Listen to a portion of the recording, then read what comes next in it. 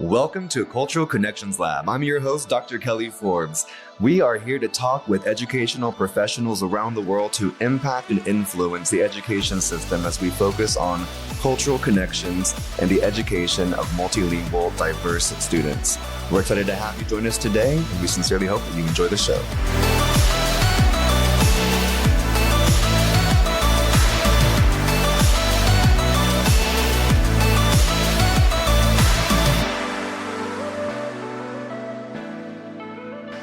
Are you ready to take your school district to new heights? Introducing EduSkills, the leading software as a service platform for Title III and multilingual support in education. At EduSkills, we understand the importance of equitable education and empowering multilingual learners to thrive in today's classrooms. Our cutting-edge technology provides school districts across the nation with the tools they need to enhance language acquisition, foster inclusivity, and improve academic outcomes. With seamless implementation and comprehensive support, EduSkills ensures a smooth transition for your district, empowering educators to provide targeted instruction and personalized support. So why wait? Unlock the potential of your school district today with EduSkills. Visit our website at eduskillsllc.com or call us now at 405-879-9898 to schedule a demo. EduSkills, transforming education one student at a time.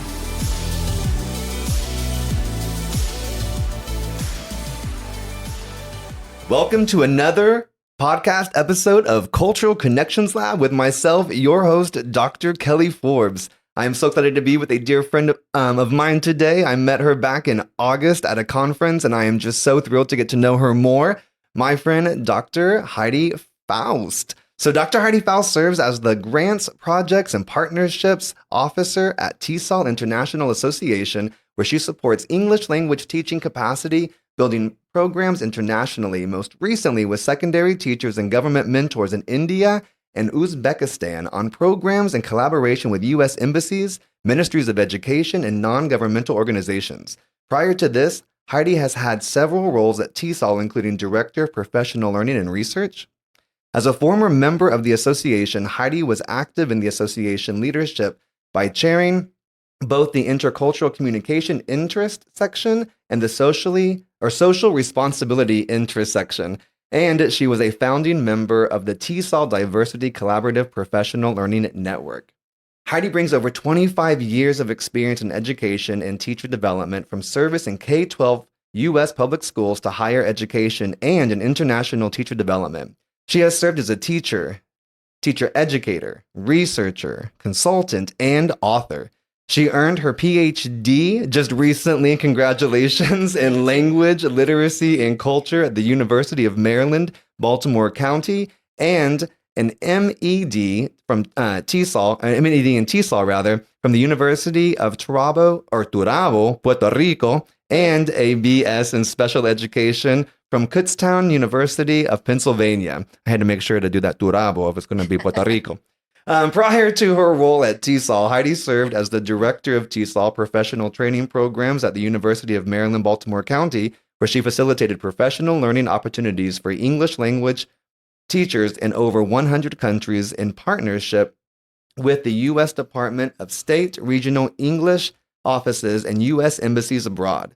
She was the lead investigator on several grant-funded projects, including an ELT capacity building grant sponsored by the U.S. Embassy, Santo Domingo, and an American English e-teacher scholarship, which is now open.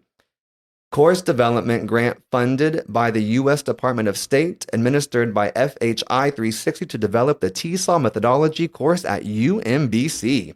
Heidi is an English language specialist for the U.S. Department of State and has facilitated projects in Hungary, where she directed the 2012 Teaching Tolerance Through English Camp, and in Turkmenistan, is that correct? Thank you for helping me, where she conducted programs on teaching English to teens and to prepare English-speaking volunteers for the Asian Indoor Martial Arts Games in 2016. She has also been a Fulbright Hayes Seminar Abroad Scholar in South Africa and a Japan Fulbright Memorial Fund Scholar. Heidi served as an ESL technical assistance facilitator on behalf of the Pennsylvania Department of Education and has taught English learners from primary to adult in K-12 public schools, and she has served as a teacher educator in graduate TESOL programs at several universities, including Lehigh University, Wilkes University, and UMBC. Heidi is passionate about equity and social justice in education and the importance of intercultural awareness and communication and collaboration, and she has authored book chapters and articles and taught courses related to these topics in a variety of settings. Her areas of specialty include inclusive practices in online and in-person settings, ELT methodology, and the contextualization of research and practice in teaching and learning. Damas y caballeros, mis amigos, a todos, to everyone, welcome Dr. Heidi Faust, my friend. Thank you so much for being here today, truly. Thank you, Dr. Kelly Forbes. And thank you for helping my pronunciation, too. I needed to get some of those. That's very, very important. So thank you. And I'm happy that you're here, too, truly. It's great to connect, as always. I feel like we just connected immediately. And sometimes in this field, it's just, sometimes you meet people and immediately there's a connection, no matter where in the world you are. So it's just wonderful to be here to talk with you today. Well, I mean, honestly, for me, it's just crazy to get to be here with you to share the space. And it's true, back whenever we met, and, you know, for the list of our listeners, we were at a back to school EduSkills conference. And Heidi was able to present to some educators in the Oklahoma area specifically. And immediately, I just knew that we were kindred spirits. And I'm just thankful not to have another awesome professional in my life from whom I can learn, truly. But at the same time, though, just another friend. And so I'm just truly enamored by you. I just think so highly of you. And so to get to have you as a guest with me, I feel really honored. So thank you. Thank you so much. And likewise, I agree that the connection is great. And to be... And that's one of the best things about this field, I think, is the compassionate, caring, and amazing educators that we get to work with every day. And so I'm glad. Exactly. To be working with you. So I'm excited to just like dive in and to talk about my passion, which I think anyone that knows me or listens to this podcast knows I'm so passionate about culture and the role that it plays in all of our lives, and especially in the field of education, pre-K beyond the 12th grade, you know, and just how it even impacts what we do in our daily lives, whether you work, and I'll do a little shout out to my mama because I know you're going to listen. No matter if you are listening to this and you don't work in the field of education, or especially if you are in the field of education, culture is this glue that really brings us together and really helps us understand more of who we are in our own journey, and something really worth celebrating and learning more about overall. So after having just gone through your incredible bio and having learned more about you by just reading that amazing bio, just share about your experiences and culture and how all of that connected and where it got you to where you are today. Yeah, wow. There's a lot to say about that. I think I think culture really matters, and it's so important that we understand it. And I think it's hard to understand. We get a lot of messages like celebrate diversity and you know, be culturally responsive, but what does that really mean? Mm-hmm. And I think for a long time, I was an educator who believed in that with all my heart, and I didn't know what it meant. I didn't know how to do it because I wasn't exposed to other cultures in a meaningful way. You know, you get messages from the media, or you know, can dress up like something, or, you know, like celebrate Taco Tuesday. Like, that's not being culturally responsive, right? And we get these messages that it is. And I think for me, you know, really crossing borders, leaving home, leaving the places where I was comfortable, and going to different spaces and really coming as a learner, and really being reflective on, you know, people are saying this, but it isn't meaning the same thing I'm thinking it's meaning. Yeah. And so just learning to tune in to kind of begin to see things with a different set of eyes. Values are different, communication styles are different. All of those things below the iceberg they teach you about in cultural communication classes. Yes.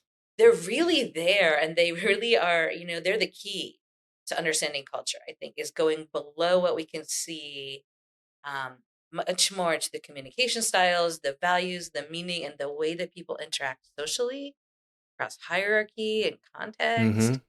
I can give you an example. Yeah, please. So when I was in Turkmenistan, I was, which was amazing because, often people don't get an opportunity to go to a place like Turkmenistan. No, and I'm jealous. Wait, let's go back. Come with me next I want to go. The culture there is in many ways indirect, and there is, in some cases, a need or a desire to save face, and not just in Turkmenistan, but in many, many cultures, like saving face is important. And so, in places where the culture is indirect in their communication style, yes and no don't always mean yes and no, which textbooks tell us that, and I know that. I teach those courses, but I didn't really understand even what it meant until I experienced it.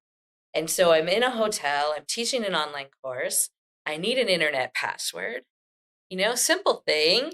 I go to the desk and they tell me I need a little slip, with the code. So I go to the hotel desk and I ask for the slip, and oh, come tomorrow, we don't have any more today. Okay, fine. So I come tomorrow and, oh, they're not here yet.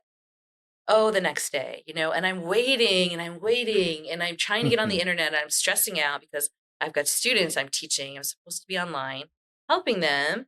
And I find out later they don't have internet at that hotel. And so this, like in a US context, they would just be like, no, go to Starbucks or go down the street or, you can't get internet here.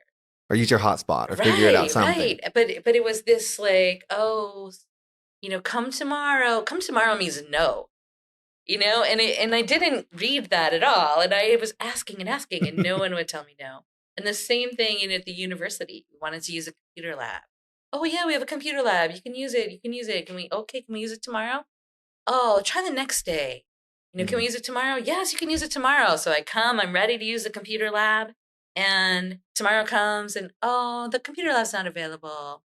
And I later found out that it was because they had 16 seats and we had 30 teachers. Oh, wow. Where I would have just said, oh, let's double up.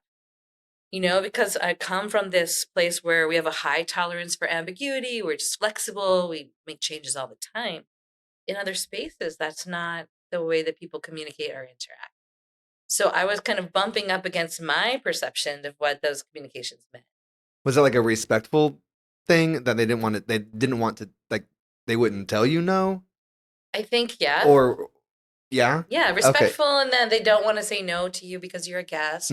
But also, I think there is maybe an element of maintaining their own status to say, oh, we have a computer lab, that maybe it would be embarrassing to say, no, we can't accommodate you right now. And so, of course, I'm just making assumptions about what I think was happening. But in those cases, like I came in with my set of understandings, but I really needed to read the situation from a whole other set of rules. And that's intercultural communication. It's not like, let's put on our sombrero today and, like say some words in Spanish. Like, it's really like, you're saying this and I'm hearing this. And is it the same? Right. No, that's so important. Yeah. So whenever you're talking about like, so I love that you said, first of all, like you wouldn't have known, like we learn about these things and we can talk about this until we're blue in the face, right? Yeah. But it's not until you go through the experience do you start to understand the things that we read about and we learn. And so I think that experience part is really, really important.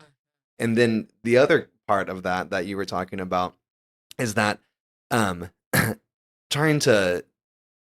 you were coming at it with your context, right? Absolutely. And so you were therefore in your head, and not language based on this, but you're translating like these experiences that you're having. That is an important takeaway, I think, for anyone to listen to, because if I'm being completely vulnerable, whenever I was younger, and I think all of us can probably, like, if we really stop to reflect for a minute, which I think is a really important process for us to do as we try to understand our own culturally proficient journeys and have our own cultural awareness, is that whenever we're younger, though, like you grew up hearing about Taco Tuesday. You grew up dressing up as something. You grew up saying things that are culturally destructive, like the low man on the totem pole. And you don't, but that's not necessarily the intent, but it takes a very intentional understanding, time, patience, and reflection to start to acknowledge what those are beyond things that we actually read in our textbooks. But what do we say in the teacher lounge? What do we say in our office behind closed doors? Do we continue that verbiage?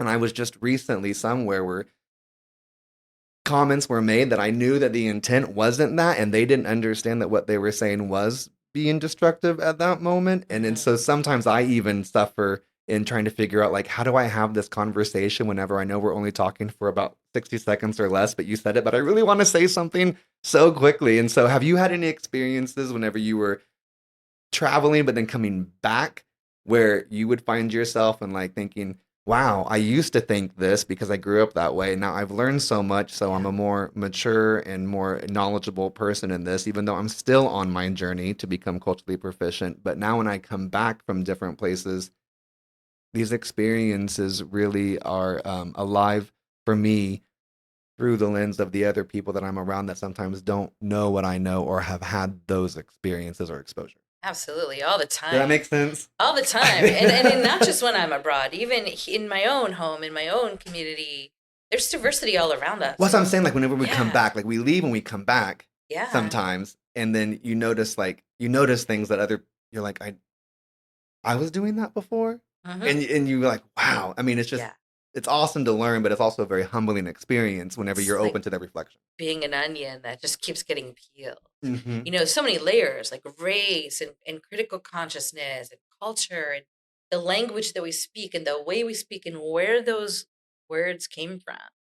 There's a lot of words we use in everyday English that are really, if you think about them, where they came from, they're offensive to different groups of people. And especially if you're a member of a community that's empowered and you're using those words with people who are marginalized, like the magnification of that impact of that is really something to consider. And, you know, it's hard because sometimes it's invisible. And I think for me, what has made these things visible is having relationships, real relationships with people across different communities and listening and asking questions. Because there's so many things that I've assumed in my life that I'm sure there's many more I'm still assuming. Yes. They're always I'm there. learning every they're always day. there. And so, you know, having those real relationships has kind of changed my perspective in a lot about not just the way I speak, the way I think, the way I interpret things around me. And I think that's what we want. We want to be conscious. We want to be aware, and we need to be reflective in order to do that. And we need to have real relationships. And so one of the things we learn about, and I teach this sometimes in the courses when I teach intercultural communication, is this idea of third space, right? So the idea of like, this is my cultural perspective. This is how things work. I'm working with immigrants coming into U.S. schools. They're coming with a different sense of the rules and the values and the way we interact. And somewhere in this middle, we have to find a space where, you know, we understand each other and we can do what works for both. And I think that's an important thing to constantly be reflecting. It was very interesting to me working with parents when I first started working in English language teaching, because I was a special education teacher, and I got my master's in TESOL right around the time No Child Left Behind was passed. And suddenly I was running, you know, programs for the county, and I was still learning so much. I was teaching English, and I was also coordinating programs for the county. And I didn't know what I didn't know. And, you know, we had this Title III money, and we were told to do stuff for parents, parent engagement, right? So we were inviting parents, and I was like, oh, I know these things. We're, you know, supposed to eliminate barriers. So let's provide childcare. Let's provide some like lunch or food if they're working long hours. Like, let's provide transportation. Like, we're going to cover all the bases. And then we'll have this great class on like how to be a good parent to kids in K-12 schools, and, you know, how to integrate your students into the school. And we'll teach the parents, like, so the students can engage, right? Because our goal was engagement. And no one came. Right. And my question was like, why is no one coming? We're doing everything we're supposed to do. Ideas. Except we weren't offering anything those parents were interested in. Right? Because they didn't need us to teach them how to be good parents to their kids. They were already great parents. Assumption, right? They were already great parents. And they wanted some different things for their kids. And they wanted to see their kids shine. They wanted to to see what their kids were learning, and our perspective was so deficit. Mm-hmm. It was like, we need to help these parents, integrate. And the reality was, like, parents were already integrated. They were going to churches, they were going to the community centers, they were, they just weren't coming to us because we weren't offering what they wanted. And so we had to have a conversation like, what would you like? Mm-hmm. And I remember this was such a pivotal moment for me because I was working with a teacher from one of the schools who was also a parent. And she said, parents will come to see their kids shine. And so we kind of flipped the script completely on our work. And we ended up doing this young authors event where all of the kids wrote a book. And it could be, 5 pages, 1 word per page or something. Like, everybody could do it, but everyone could write a book. And the teachers were helping students. Some did class books. Some kids did bilingual books with their parents. Some did books on recipes from their home. The idea was to kind of share your culture, but we didn't want to dictate like what that is. Like, you tell us what you want to share. And there were so many beautiful things that came out of that, but we had over 400 families come, and kids showed up in suits and ties. Big difference. Parents rented cars. They were calling us like, we missed the bus, but we're renting a car. We're going to be there. And grandma's coming, and so are our cousins. And like, it was night and day. And I was so happy that somebody had told me, like, this isn't meaningful. Yeah. Because sometimes people don't trust you enough to tell you when you're messing up. Mm-hmm. But we were kind of messing up because we were focusing on what we thought people needed because we had these perspectives that were deficit, And so I can admit that. And I think there's a lot of teachers in that same situation. And it's a growing experience to be able to flip that switch and focus on an assets-based opportunity and to realize like what the great resources are that kids and parents are. So for me, and that was early on in my career, thankfully, that you didn't somebody do that for was just like decades. Wake up, girl. This is not the right way to approach these. And I think that critical perspective is so important mm-hmm. because we do grow up in a space with deficit ideology all the time, and I think having relationships and listening and asking good questions is going to help us get through. There's so much to unpack with that, and I'm really like, thank you for being vulnerable because I feel like we can't. If I'm not vulnerable, I can't grow, and I can't help myself to help anyone else or anything. So thank you for that. But it's true though. Like oftentimes we like find ourselves, I think, doing stuff because we have like there's a requirement to do it, so we're gonna do it to you. Yeah. As opposed to being like, I'm thankful for this requirement because it allows me the opportunity to do it with people and to hear and to learn, because the best thing I can do is listen. But you brought up a really good point that I think this is what's missing a whole lot. And geographically within the United States, I think there is this space for this, but I think overall and specifically in where I live in Oklahoma, there's not a whole lot for this. But my point is, if you go to Spain, for example, there's going to be a huge plaza.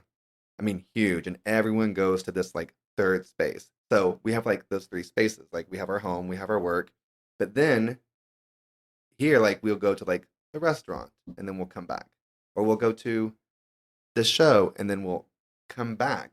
But whenever you have that third space, like that big plaza where like all the kids come to play and the parents can sit at the table outside, even though if they're not eating at the restaurant, because we can sit and talk and chat. And then I can see people over there walking their dogs. And there's all these different cultures around us where the kids are interacting and playing with each other. The adults are talking to each other from different backgrounds, different languages, different cultures, where I'm so used to, you have to find the event to go to participate in that cultural event or to be exposed to it or to go to that part, because you can't find a place where everyone is together. And so in other countries, I've experienced that third space, that exposure really helps because that's what you're growing up with, as opposed to a place where you just basically are mostly at work or at home. Yeah. Yeah. Well, there's silos and there is segregation where, we're segregated and you have to get out of that. You have to but it's a conundrum because it's not necessarily natural the way that our spaces are constructed. And so you can't just walk into somebody's community and be like, here I am, like, let's be friends. I mean, you can, but I think you need to do so in a very respectful way. Mm-hmm. And we need to look for these opportunities where we are on an equal playing field and we do have time to get to know each other.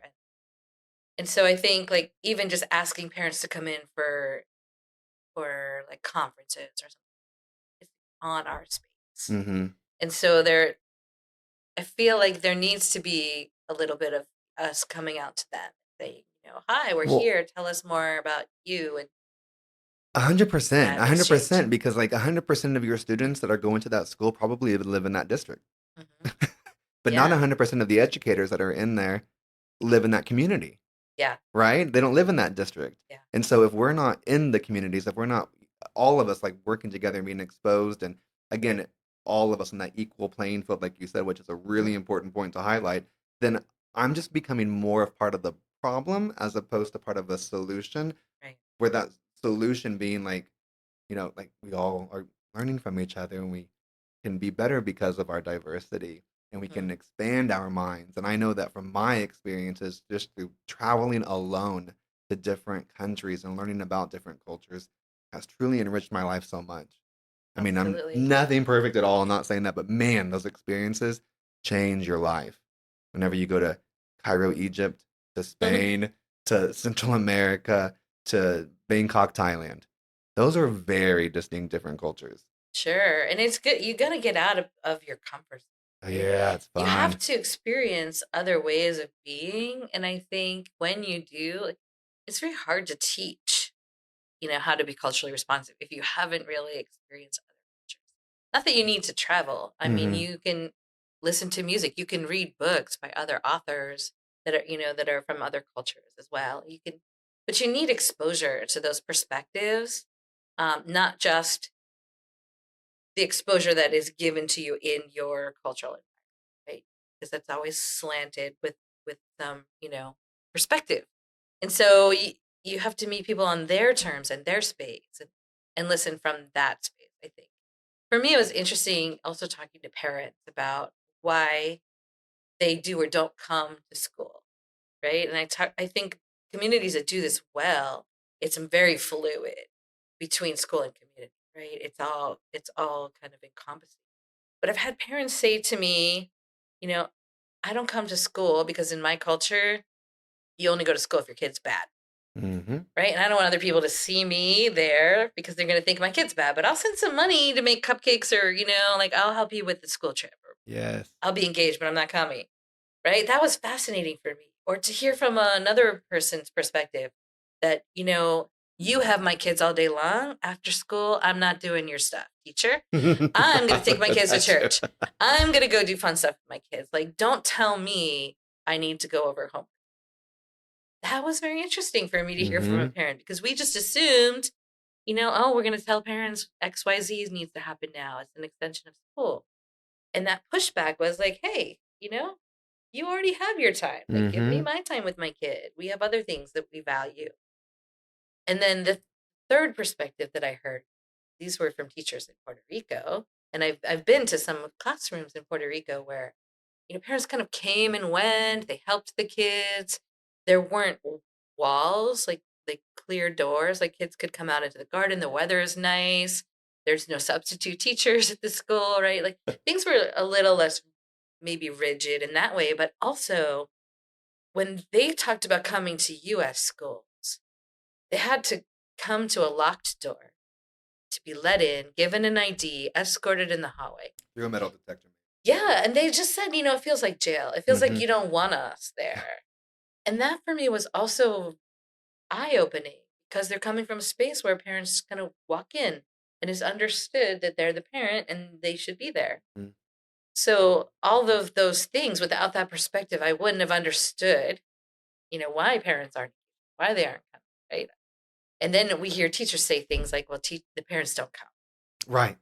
Well, ask why. Exactly. Just listen. Because there's cultural assumptions that go with that statement that are really loaded. And the reality is often really different than what people. Right. So I think that was really interesting for me to have those conversations and really get to know parents um, from a more equitable exchange Mm-hmm. than, hi, we're the school, we're going to tell you some Yeah. stuff.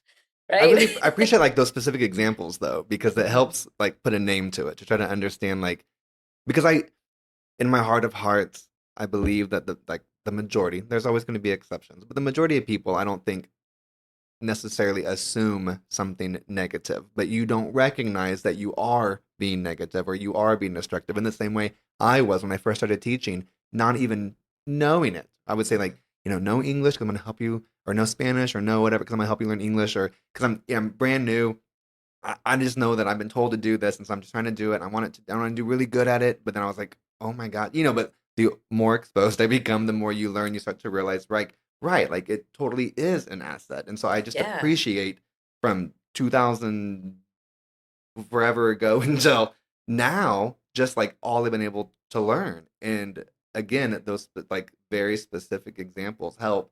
And I remember whenever I was working with some students, you said about parents, like I don't need to help my kid with the homework. I was thinking immediately whenever there were families, whether they be in Thailand, for example, and other Asian countries that were represented in my classroom where I taught, and even working with some college students, university students.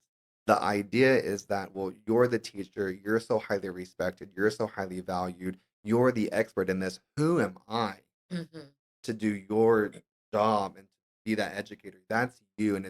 And so here it's very different in between The whole other side. yeah, there's a whole different side to that where teachers are just like given the utmost respect, where they, there's a ceremony where the students wash your feet, for example, in Bangkok, or wash your hands, or to say thank you so much for taking the time and giving me this knowledge, and versus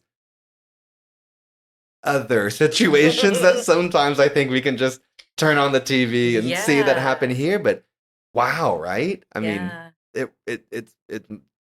it's mind blowing. It's really shocking to international students when they come, Oh yeah, I think. But it was also tell me about really that. shocking for me and for my colleagues too, going to other spaces where there is that understanding of the teacher and trying to kind of understand the role of student-centered learning and the teacher as a guide and a facilitator, and giving a little bit more of that autonomy over to the student, but then also wanting to be respectful of a culture and the hierarchies that are in place there. Hmm. And also seeing, if you go so far in the direction of student centered that, at some point then the teacher loses their ability to guide and direct because they're, being told by parents and the community. And so there's kind of like this spectrum that is like very extreme on either side. And so it's very interesting to reflect on that. But then also to be culturally respectful when you're, importing this research-based pedagogy from the United States to other spaces, Hmm. you have to be understanding of like, where's it going and how's it going to be received? And I think that for me has also been a key learning, is that I'm not going to come in there and say, here's what you should do. And we Yeah. have all the answers, right? Because what we do in our context isn't necessarily going to work. Right. And so it needs to be an equitable partnership where teachers who are the experts of their own context Hmm. can take these research-based practices or curriculum or materials or whatever, but they're going to need to marry them with their own context. Hmm. And Exactly. they are Yeah. the experts in that Yes. space. Yes. And that's not something they teach us No. in schools, right? Like the teacher knows and the teacher tells you or whatever, but then coming in as a guest in someone else's space, you have to understand their context. Yeah. And that came up for me a couple times on projects we were working with. The most extreme were in spaces that were, very highly regulated. And we were bringing in, interactive teaching methodologies where we want students to talk to each other and we want students to play games and move around the classroom. And if you might have a principal who thinks that the classroom should be orderly, that only the teacher should speak and they should be copying, the notes or doing the book, that teacher could get fired Mm. because it's seen as them not being able to control the class, right? So you can't just come into a space like that and say, this is what you should do. Everyone should, be moving around and noise is okay. Because in that space, it's not okay. And so we know that practicing English Mm-hmm. requires that students use it, that they speak and they communicate. So the research is there. Well, you have to marry the research with the culture. Mm-hmm. And the culture is kind of the teacher is in the sage on the sage, so to speak. Yes. Uh-huh. Right? Which, is not in line with a lot of the methodology that's coming out of the US and other Western countries. But also, there needs to be some middle space where that teacher can begin to engage students and, help the principal understand the value of students speaking and help the students understand that they're not going to get in trouble if they Mm-hmm. speak, And so that all takes some collaboration and some reflection about, here's what I know, here's where I am, and how am I going to make it. Yeah.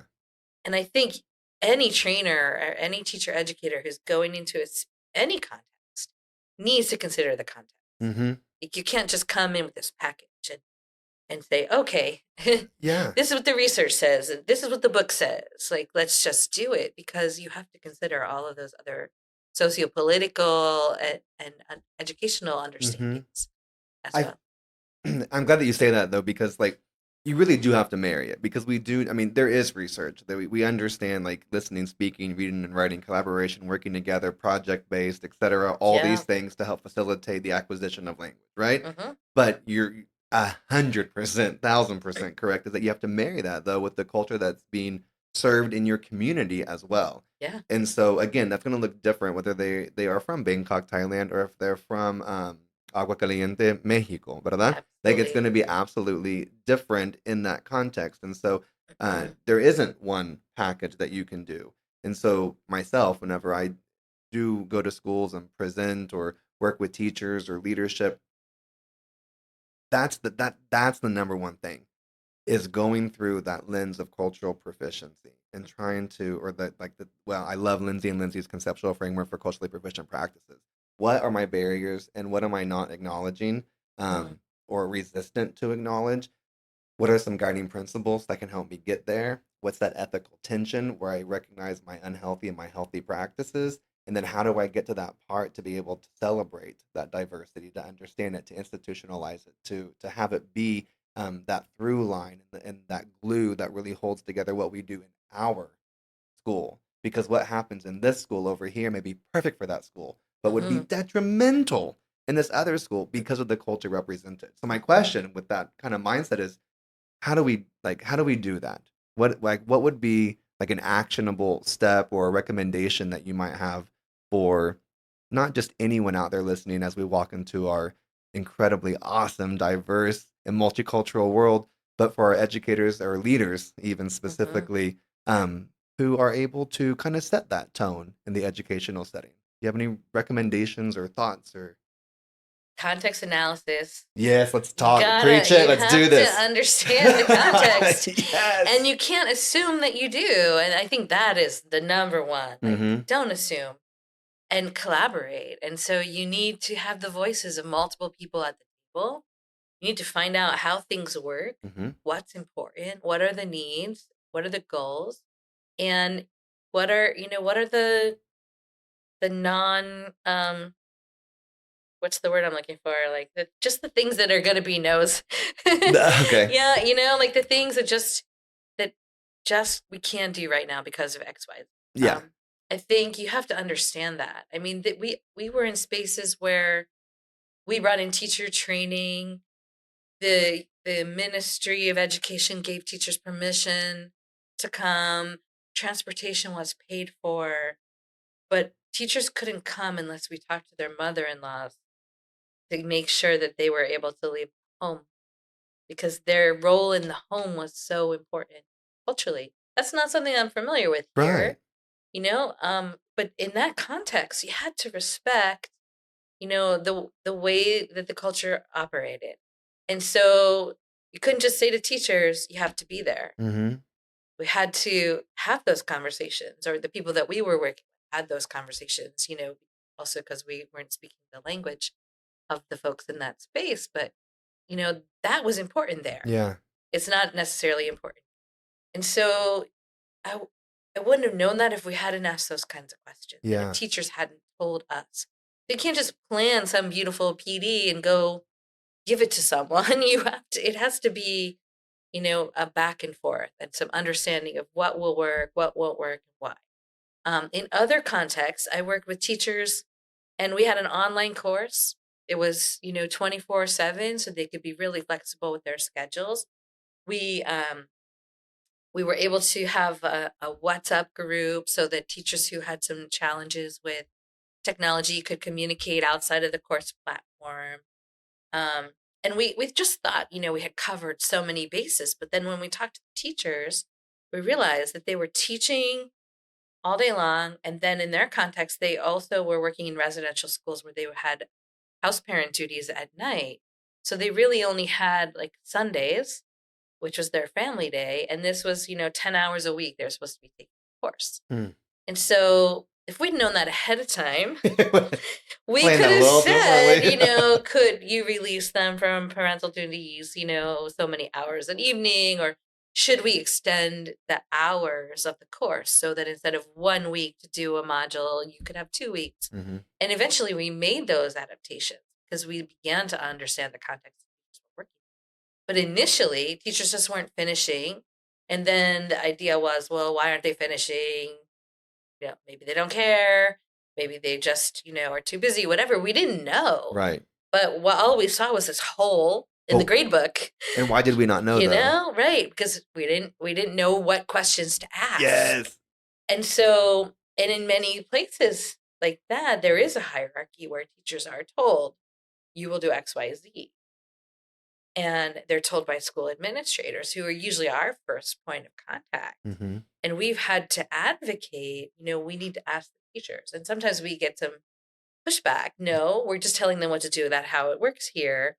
But if they're not able to do it, then it's all not of this working money potentially is going into something that isn't going to work, right? So having those voices at the table is really important. And understanding that context is really, and I think within that, you have to consider language proficiency of Mm-hmm. teachers, especially working in different international locations. You have to consider technology and access to technology and digital literacy, Mm-hmm. bandwidth. Yep. In some spaces, we were working with teachers who had interrupted electricity and water. So, or if there was flooding, like teachers aren't going to come to professional development if their city's flooded. And so, like, there were just a lot of things that we had to consider that we didn't, wouldn't necessarily consider in a U.S. class. Yeah. And so, how do you create learning opportunities that work in contexts that experience those kinds of things? So all of it is really, planning, being flexible, being respectful of what teachers are going through, and talking to people about, this is what we think is going to Mm-hmm. work. Do you think it's going to work? Yeah. If not, what will help? I think the conversation like that it's having those conversations. It's making sure that representation is ever present so you can have those conversations. So you can work with, again, it goes back to that with component. We want to work with people, right? But Yes. Whenever you considered like bandwidth, like like all those different things, I remember it makes me think about an example. It was right after we were finally getting back into school a little bit from the COVID pandemic, and of course, being Title III director of a district at that time, and working with the other colleagues in that district to try to have those conversations, because I knew that we had students that had just come in from another country that did not have technology, and they were coming in with two different districts I can remember, where parents had come in with a new computer, and they had never owned a laptop though before. But Mm-hmm. yet we were about to use all this online technology, even though we were back in person because we had already, paid for it. We already had the contract for it. And so it was Mm-hmm. like this like super like kind of annoying thing to me. Mm-hmm. I was like, just because we have like that means everyone has to just, but even though like it's not responsive because we're gonna teach how to use the computer because they didn't have one uh in their village perhaps, right? Or they didn't have, there's not the electricity, we don't have the band, we don't even do any of that. So to teach the technology, to teach the platform, plus you're trying to teach the content, plus you're trying to have language acquisition, plus that there's cultural things going on with the family because they're new to Mm-hmm. the United States, and then they're also new to the state itself, and it's like all of, I mean, yeah. It's So overload. if I don't have someone there across the table from me or in that same space with me to share and say, hey, just FYI, just so you know, those who are coming from these certain countries or these certain backgrounds or these certain religions may or may not, but however, A, B, and C, and how does that impact you? Like, I don't think I've ever been in a leadership group where we were able to have that conversation, Yeah. but I always promote them. It's the needed conversation. And I think, I mean, getting to the solution to things like that, it's that universal design. Mm-hmm. It's multimodal opportunities to engage, and it's choices, right? So you look at what, don't focus on what people don't have. Focus on what they do, right? So one of our key learnings was in a lot of the places around the world, people don't use email. People went right to phones. They use phones every day. Mm-hmm. So we had to shift our communication to, phone-based messaging, Telegram, WhatsApp. I would send 150 What's up? Yes. emails and hear nothing. I send a WhatsApp and in 3 seconds, Yeah. I get oh, hey, Yes. can I call you?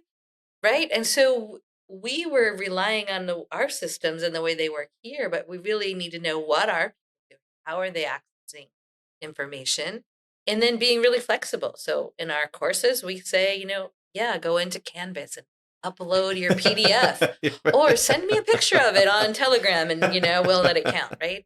And so if you want to draw it on a piece of paper, just take a picture of it.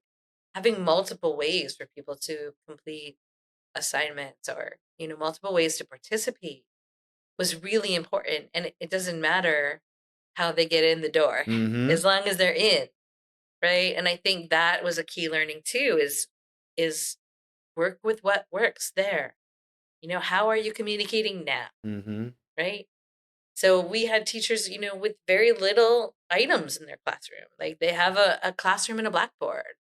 So we have to think about how can be communicative in our activities. We don't have a book, we don't have papers, and also understanding that when students come to the States from those classrooms, they maybe haven't had to manage papers before. So they might, that might be a key learning objective, is to learn how to organize a notebook and how to manage your textbook and how to keep your locker. I had students from Dominican Republic who had never had a folder before in high school. And the teacher copied the book onto the board and they copied it into their notebooks. And so when suddenly they were getting homework and handouts and paper, it just, Overwhelming. yeah, it just kind of ended up in a pile or it went away, And so our students really just needed to be cued in that, like, hey, here's how you organize a notebook or use a library. Some of our students thought the public libraries or the school libraries cost money Mm-hmm. because people were scanning the books and it was like a grocery store. And so sometimes students aren't using resources available to them because they didn't use them before, they're not sure how. And so having that orientation of, here's the library, you can use it. Our librarian just grabbed those kids with so much joy, like, yeah, I'm going to tell you all about the library. And those kids were in there every day in their free time after that, and they found bilingual books and they could use computers. And, there were just so many things that they weren't accessing because they thought it cost. And so I think just always having those conversations about what is working, how do things work in the space that you're in and how can we leverage those strengths and those ways of being, and then also kind of orienting them to other opportunities. And so it has to be like two-way. Mm-hmm. It can never be an imposition. Like, we know and we're going to just show you how to do it, right?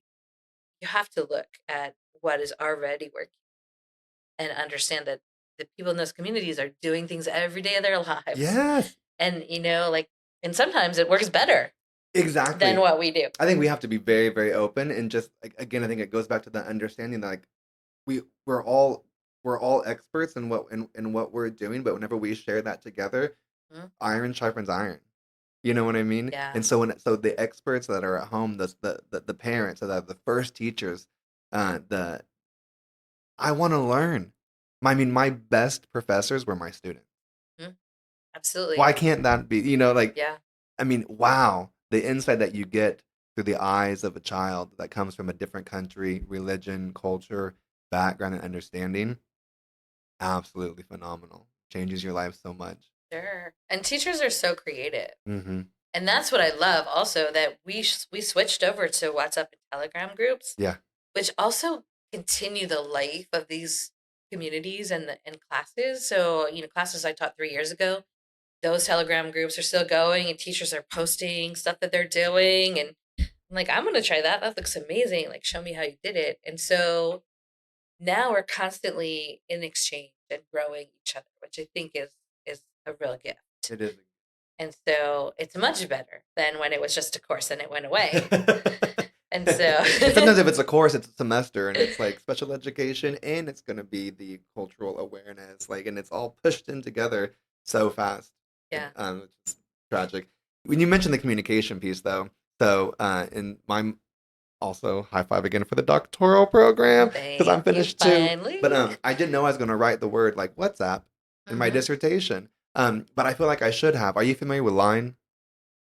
See, okay, No. good, because I wasn't either. But whenever we went to Bangkok, Thailand to go teach Line, it's like that WhatsApp. Oh, okay. And so it would be the same thing. We don't, like in Thailand, you didn't text, you didn't do WhatsApp, which all of that existed. You used Line. Wow. And so Line is just another, it's a, as I even say, same but different as WhatsApp in Thailand. And but I loved that though, because it was even just being in that different app and communicating was just a fun living there, right? Because that's what you did. And then whenever I was doing my research for the dissertation, it was the same conversation centered around text messaging didn't work because in their community, and I noticed this a whole lot, and I've even had to be better at it myself, is using WhatsApp instead for the Hispanic Latinx community. And where I am, and my experience at least, is that where I am in Oklahoma, and where I've taught in other places, it's always, and you can even hear it. You can hear like the ding or whatever it is, right? Yeah. But yeah, and if you can't have that two-way communication back and forth, because by golly, we're going to communicate only through email. Well, guess what? You're going to have really low parental involvement and engagement and understanding, and you're going to continue to be in that same cycle that you're always in. It's true. Right? It's true for us, for sure. And so, yeah, sometimes doing things a little differently, but finding out what works locally, that was huge for us. Same thing with Telegram. It's another messaging app. That was the lifeline to our teachers. See, I don't even know that one. It's just like WhatsApp, Okay. except actually one thing about it that is a little different is that your data isn't stored on your phone; it's stored in the cloud. Okay. So it doesn't take up everything on your phone, which is nice. And not that this is necessarily like all in the same vein, but again, being in Thailand, and I bring that back because it's a different hemisphere. I mean, it's very, very different, right? But being over on completely the opposite of the planet and seeing the accessibility that people had, that you can go into 7-Eleven and get your cell phone. You can pay some money right there and just have access to it. So I think about that access here. So whenever we talk about diversity, I can't even, sorry, diversity, equity, inclusion, and access, that's a really big part of it, is like, how are we even trying to provide access to this and being culturally responsive in that? I'll do just a quick shout out to our sponsor, EduSkills, but I do that because whether it be EduSkills or any other platform that you have, a student information system, if you're in pre-K through 12, or whatever that is in your job, whether it's in education or even out of education, it doesn't matter. But just to be able to figure out who is in my community, who am I really serving? And you can go in and you can look through, I'm sure, some sort of a platform that your district, your university, or your job might have. You can see who's coming in, from Mhm. what countries are they, uh, and then you can start to go from there and be like, okay, like let's like as a collective group of people here, like let's do some research, like let's try to understand what culture might be like in Guatemala versus even El Salvador, because guess what? Those are two different countries. Mhm. They're going to be different cultures.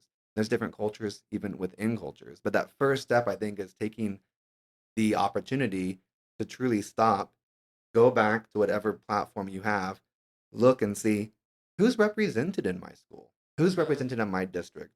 And then myself, as the educational professional, need to take the ownership to participate with and do my own research with myself and my text and my books, the internet, but also my friends, my community, the people Mhm. that we're all around, and really coming together around that table to have those conversations so I can make better decisions and respond more appropriately and not lose communication in the process. Absolutely. And I think there's two things that you said that kind of made me, well, there's two things I was thinking as you were talking. Like the one is just who's there, who's not, right? Who's not with me, who's not engaged, who's Hmm. not participating, and why? Is a really important question to Yeah. ask, because we can feel like we're doing a great job because Well, right. a Because lot of if, people are engaged, or there's always those kids that are raising their hands, hmm, right? But like who's not? yes, if we know that we have five different distinct cultures represented and three are only showing up, Mm-hmm. I need to be able to understand enough of the five to figure out how do I get these other two to still Sure. participate. Because you're exactly right. But I think the other piece is that culture is so complicated that you can't just say like, oh, they're from Mexico, they've got a Mexican culture, Right, right? because Because North there's a it's hundred bazillion versions of what that might look like, depending on, who are their parents, how did they grow up, there's the history, there's so much mhm, language. And so you could have three kids from Mexico, one who speaks Spanish as a second language or mhm, third language, right? Who maybe has an indigenous background, who has a mother who's from Australia. Like mhm. who knows, right? Because it's a global world now. Yes. So I think culture is complicated and I don't think we're ever going to be able to like pin it No, but we just need to be more purposeful and intentional, down. you Right. know? And Right. it's the same thing here, right? Even within the United States of America in 2023, So today, diverse. California to New York to Florida to Yeah. Oklahoma, where we are right here, in Virginia, I mean, the dialect is different. The words are sometimes different. The culture is different. You pay 5 cents for a plastic bag here, and you do not in Oklahoma. You got to make sure you might have to pay to pee in Mexico, but you don't have to here. Like there are just so many differences. But again, it Hmm. goes back to that understanding that even within a U.S. culture, there it's so varied. Yeah. Even if you went to any other culture, there's culture within that culture. Right. Even for myself, part of the LGBTQIA2S plus community, there's just with all of that, right? There's automatically when you hear that so much diversity within Hmm. that culture Right. as well. So I'm just glad that you say that because you have to also look about, like you said, who's not And those cultural perspectives are so personal. And I think I'll think of the lady who said this. There's a TED Talk here. Yeah, I love TED about Talks. I'm a TED and what Talker. she said really stuck with me because she was a person who, her parents were born in Nigeria and they lived in England, but she grew up in Boston, Mm, and she's lived in other spaces, and she said, every time someone introduces me, it's a lie.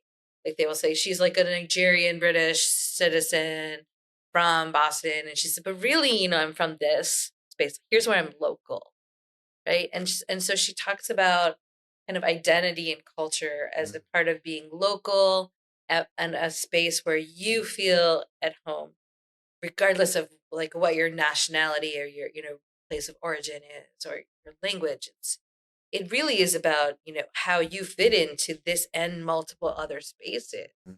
right? And so to say that a student who's born here to Mexican parents is Mexican might not really be true, or might be true, depending Mhm. if they've gone back or not, or if their parents have tried to, teach them how to be more American, But or you if they don't know if speak you their don't home ask. language. So we can never make those assumptions. And the families are hybrid and people are mobile. And so it's complicated. Yeah, but that's It's the beauty of it. it is. It's beautiful, but I think there's a trap. We can say like, "Oh, Mexican culture, let's look it up." Right, Right? because And it's right. XYZ, but it's not. Of course not. It's XYZ and ABCDEFG. HIJK. Yeah. And all of those other, letters that we don't even have in the alphabet. Mhm. And so that's the other space about being culturally responsive is you're constantly reflecting and you're constantly trying to keep your assumptions in check. Mhm.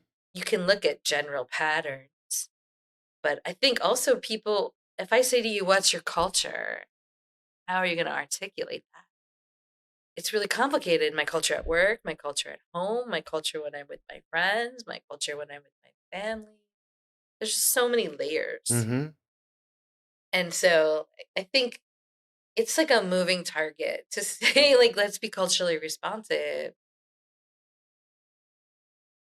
It's a moving target, Like It it is. is really It's deep hard. and it's complicated, and there's not an answer. There's not one textbook you can go get. There's not Right. one experience you can have. It's ongoing. It's every day. And even like you said, you were just describing that you have a different culture based on where you work, based on where you live, based on where you go eat, and based where you go just hang out. Yeah. Maybe, right? Yeah. It's very different for me when I'm home with my Mm. family.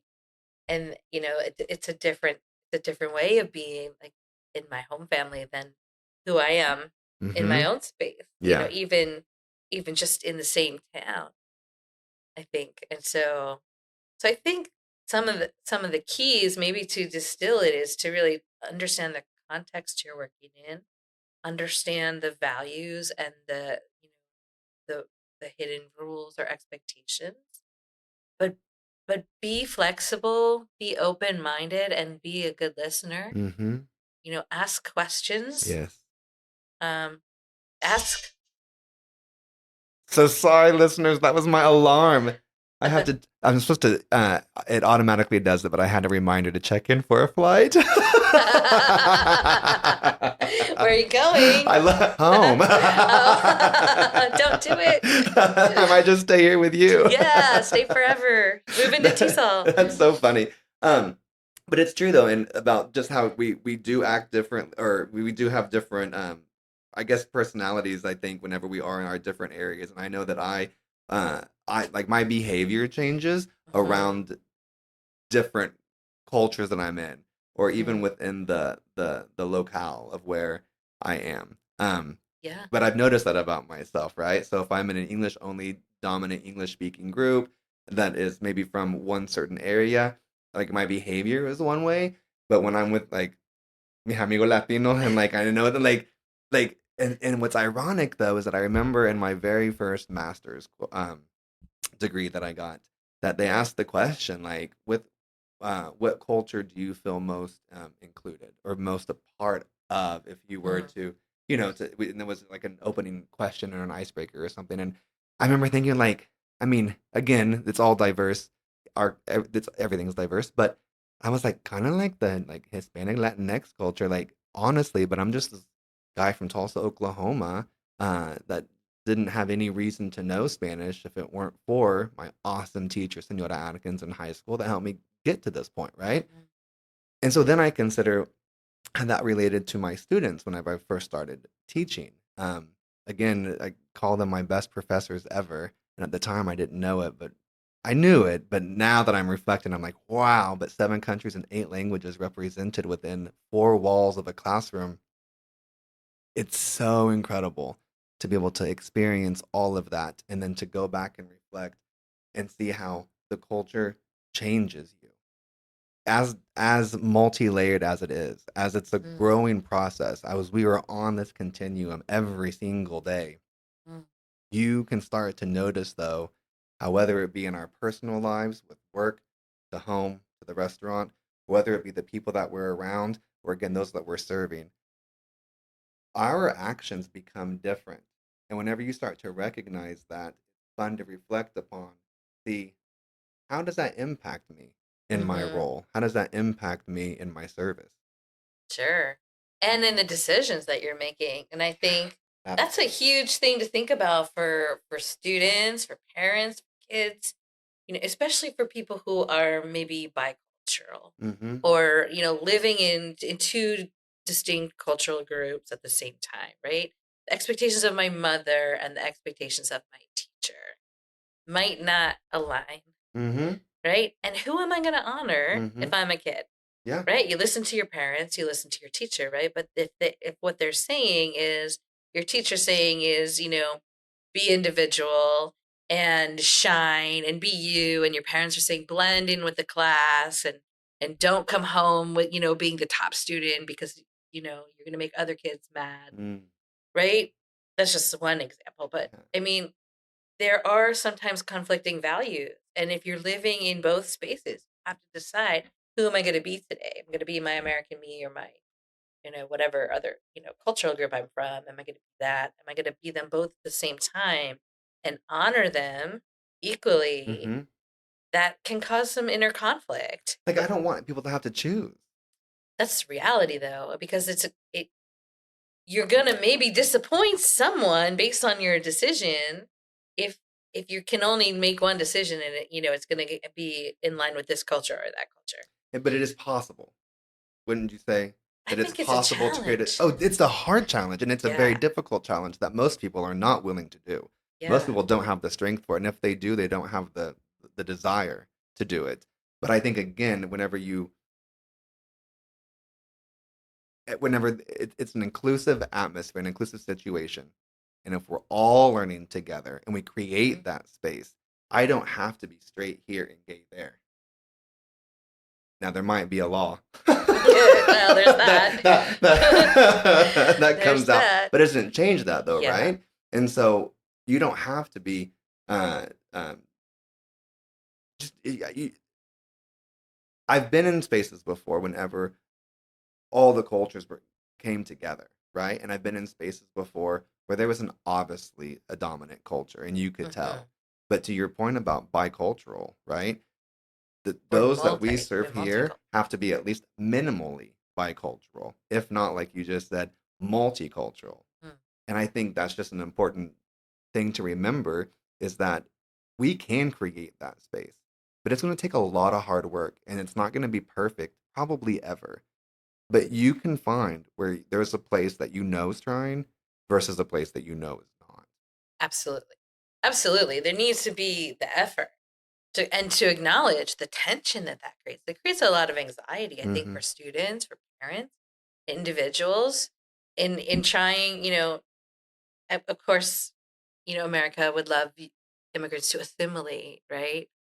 But of course, they're going to keep the best parts of themselves that aren't American, right? They are going to keep their alignment with their cultures, and they're going to adopt parts of American culture that work for them. But that sometimes those things are jiving really well, nicely together, and then sometimes it's that conflict. Mm-hmm. And I think, like, I even saw it. I saw it when I was in Japan, because in Japan the emphasis is always on the group, Mm-hmm. right? It's always on the group. You don't raise your head above the group. And I remember someone told me it was I think an idiom or something that was like that, the nail that rises above gets hammered down, right? Yep. And so I didn't grow up like that. I grew up in a very individualistic space. I'm a creative person. I work around the rules sometimes, and that's just always who I've been. And I just remember this one situation where there were people. We were there as a teacher group, and there were people who were designated to help us with the language barrier, like at night if we wanted to go do something, or they could help us with directions or whatever. And so the taiko drummers were playing across the street from us, and the concert was free at like 7 p.m. on Tuesday. But Tuesday night was group practice night for this skit we were going to do about the like city that we went to, because each group went to a different city. And so we decided, like, hey, let's practice in the morning and then we could go to the show at night. So our group practice, we're ready. I remember going to the lady and saying, like, hey, could you help us get we still needed a ticket, but it was free. Get a ticket to see Taiko Drummers on Tuesday. And she said, oh, I'm sorry, Tuesday night's group practice And I said, oh, yeah, but, we already practiced. And so we're ready. And I remember her, this is like, it took me a minute because I wasn't reading the cultural situation very well. At the beginning, she just said, oh, Tuesday night's group practice night. And I was like, yeah, but we finished. And so we don't need to do group practice night on Tuesday. And she said, oh, really? Tuesday night's group practice night. And then, of course, naive me, I'm thinking, well, maybe she doesn't understand my English that well. So I'm trying to like explain or act it out. Oh. And then I realized like she's telling you no.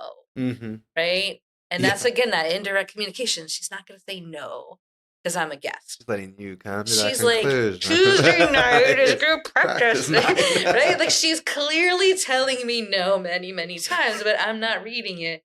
Because in the U.S., we would just be like, no, you can't. You gotta stay with the group, right? Right. But in my culture, she was so polite and, patient with me.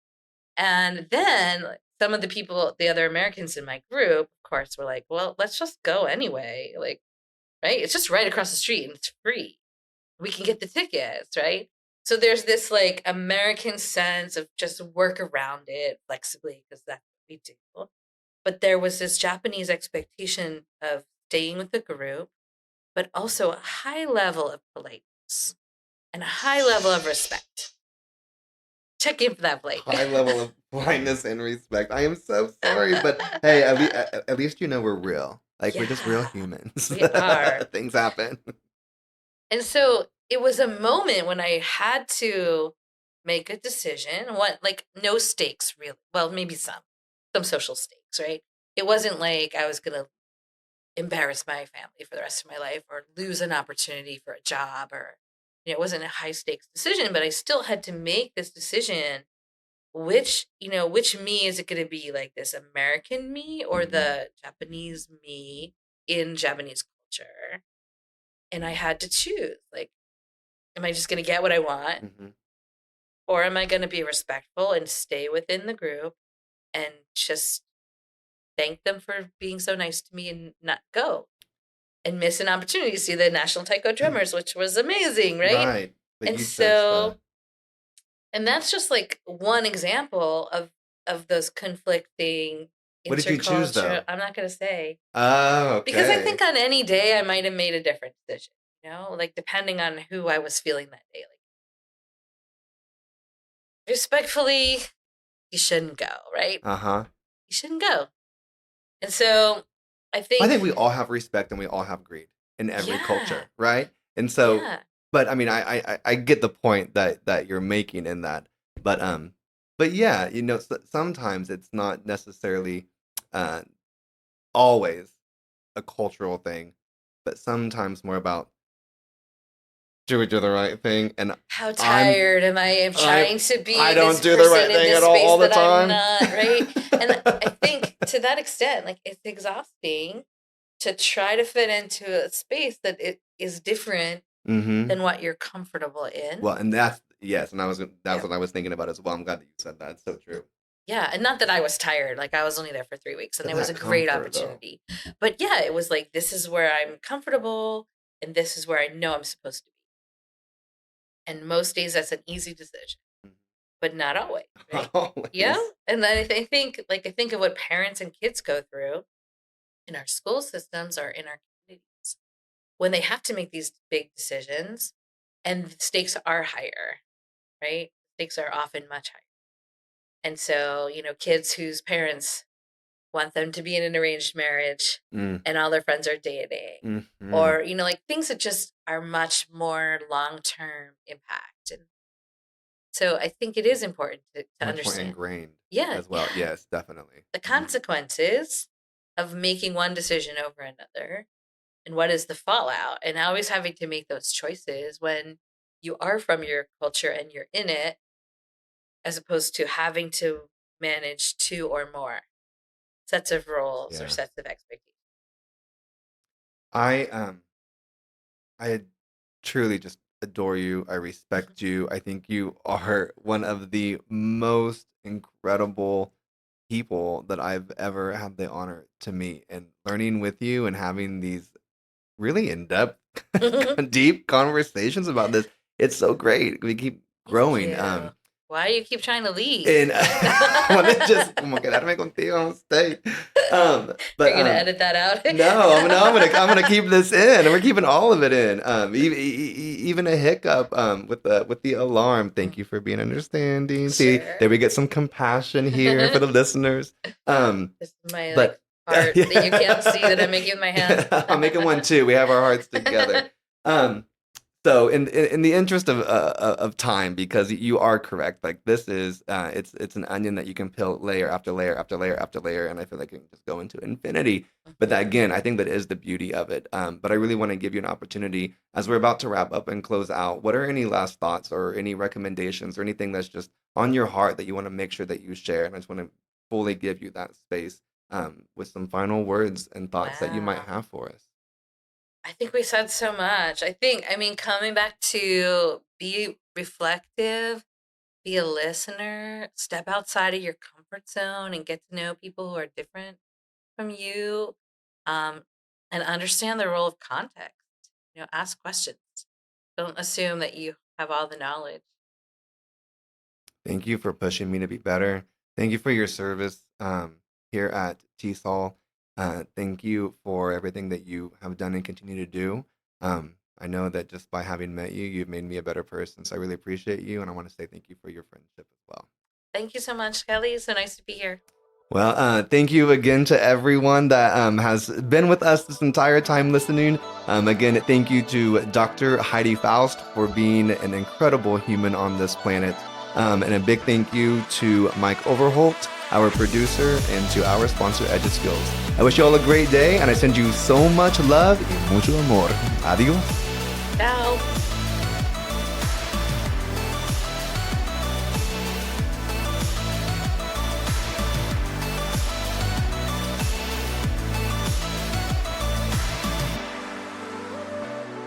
Thank you for joining us today. Don't forget to like, follow, and subscribe. Adios.